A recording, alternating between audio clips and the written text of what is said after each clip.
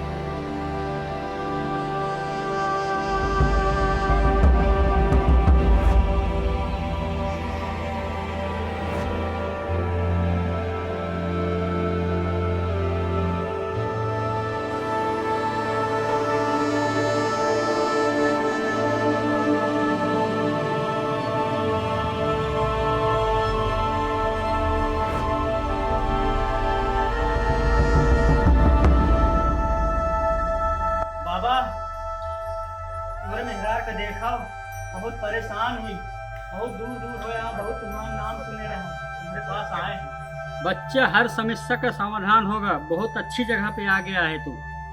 हाँ बाबा, संकट दूर करो, यही की वजह से हम तुम्हारे पास आवा है, बहुत आदमी तुम्हारा नाम सुना है। बच्चा, तुम्हारा काम बहुत अच्छा होगा, बहुत अच्छी जगह पे तुम आ गए हो, ऐसा काम कोई करके नहीं देगा जैसा काम मैं करके दे दूंगा तुमको। बच्चा, इसको बैठाओ यहाँ पे, चला शुरू कर तो।